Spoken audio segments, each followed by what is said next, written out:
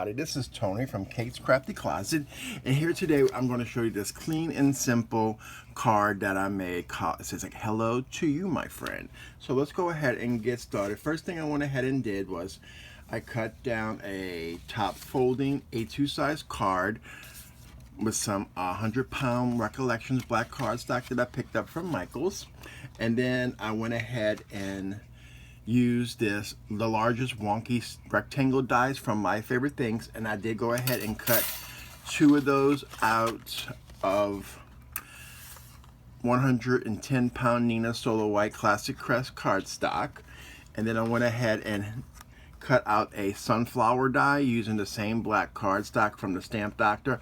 All products that I used today in today's video will be linked down below, so please check that out if you have any questions concerning the product. So the first thing we're going to go ahead and do is we're going to grab out our first panel that we had cut out, and today I'm going to use this ink paintbrush stroke stamp. I don't quite know where I got this from because I just bought it by itself, but I do give you some alternative options in the description below, so go ahead and check it out. If you don't have this exact one, it's totally okay because there's many choices when it comes down to the brushstroke stamps out there. So today I'm going to use 3 different types of yellow inks, and these are going to be from Fun Stamper's Journey. So the first one we're going to use is going to be Lemon Drop. This is actually one of my favorite yellows that's out of this collection. So I'm just going to stamp it up, and it doesn't have to be perfect. You can stamp it as much as you want or as little as you want. So I'm just going to put it on there and do the best to line it up, and I'm going to put some pressure on it because this is a wood block stamp. And there we have our first one. All right, the next color that we are going to use is called Banana Cream, also from Fun Stamper's Journey as well. And we're going to go ahead and ink up our stamp again and put that to the side because we'll need it again. And we have a little flower that wants to come into the picture. So I'm just going to go ahead and do the best that I can to line it up. And it doesn't, like I said, it doesn't have to be perfect. So there is our banana. And I'm just going to wipe it off with my microfiber cloth. Okay. And the third color of yellow ink that we're going to use is called Pineapple Smoothie from Fun Stamper's Journey. And again, we're going to ink up our stamp and do the best that we can to line it up. And if it overlaps, that's totally okay. I'm just trying, to me, I'm trying to make it mimic like sun rays. That's kind of the goal. So it's totally okay if it overlaps. And so we're done with the pineapple smoothie. So I'm gonna put that to the side, and you can use any color combination you want as far as yellow is concerned. Like, you don't have to do 3 different colors. You can do just the 1 color. You can do just 2 colors. It's like, it's completely up to you. So I'm gonna go back in with that lemon drop, and I'm going to do the same thing again. I'm going to stamp and press down for a few moments. Okay, and then we're gonna go in with the banana cream. It's the lighter of the 3, okay? And then there we have it. Now, because I have a little bit of extra room on the bottom, I'm going to go back in with that lemon drop and fill in that last little bit of white space, just because, so we have enough coverage. There we go. So we're just going to go ahead and put the lids back on my ink pad so I don't lose them, because I do have a tendency to do that. So there we have that. Next thing we're going to do is we're going to pull out our stamp set that goes on top of it. We're going to go ahead and grab our stamp platform with the stamp set that we're going to use today, called Hello to You, My Friend. This is a STAMPENDOUS stamp set, and I guess the product that is also listed in the description box below. So I'm going to go ahead and use the black licorice from Fun Stamper's Journey, and I'm going to ink it up.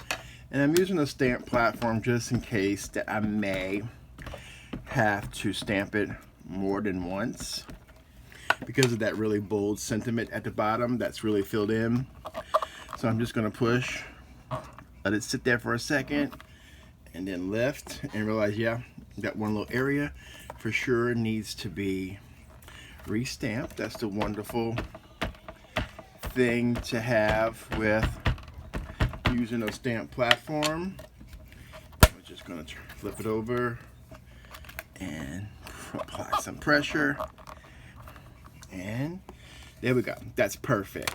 And then we can push that to the side.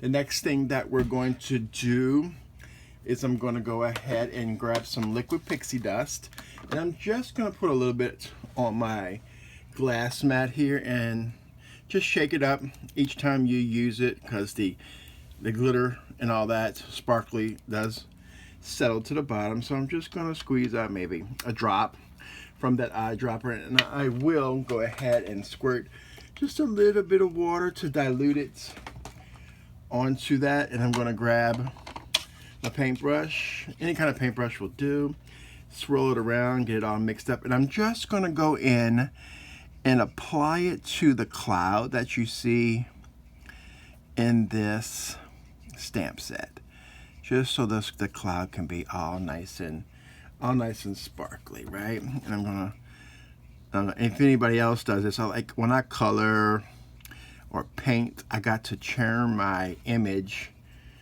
to get it done. It's like I can't keep it just at one angle, like straight and all that. So I'm just gonna give this as much sparkle as I possibly can. And you can let it dry. Doesn't take long to dry, depending on how much water you've added to the liquid pixie dust. But this is like one of my favorite things in my craft room. So I don't know if you can see it on the camera, but there's a lot of sparkle going on in there. I hope you can see that. If not, I promise you it does sparkle like a lot. Cool. So the next thing you go ahead and do with this is going to be for the inside of the card, to where you can write in your message to your receiver. And I just went ahead and used my art glitter glue, and I adhere that sunflower onto this card base that we die cut with the MFT. And then after that, we're going to go ahead and generously apply some foam squares.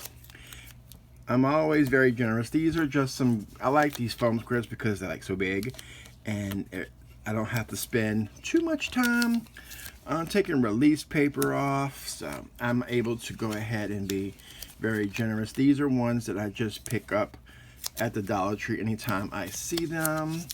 So I probably have built up quite a bit of a stash.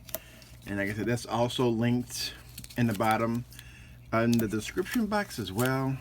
And usually when I take my release paper off, I will add some art glitter glue on top of the foam adhesives to give it a little bit more wiggle room, because I am not very good at lining things up on the first try. So that's like one of my little tips and tricks from one of my videos in the past that you can do. So, and then after that, I just go ahead and apply it to the front of the card, as we have here. And then on the inside of the card, there is our little sunflower.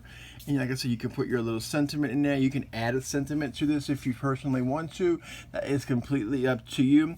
So if you like this video, please hit that thumbs up. Also, please hit that subscribe button. And when the little notification bell comes up, go ahead and click on that, and it'll notify you each time I upload a video to YouTube. And also check out our Facebook group, Kate's Crafty Closet, where we have some fun things going on in there. We just share. I do lives as well. So check those social media links out down below. And I want to thank y'all again for joining me today. And you all have a crafty day.